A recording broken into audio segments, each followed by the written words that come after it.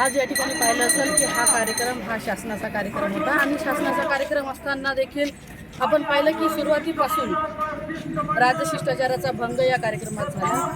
स्वतः या जिल्ह्याच्या जिल्हाधिकारी यांचं देखील स्वागत हे नगरसेवकाच्या स्वागताच्या नंतर करण्यात आलं आणि जे प्रोटोकॉलमध्ये होतं की सुरुवातीला सगळे लोकप्रतिनिधी बोलणार, त्याच्यानंतर आमदार बोलणार आणि खासदार बोलल्यानंतर विद्यमान आमदार असो किंवा कुठलाही लोकप्रतिनिधी हा बोलत नाही।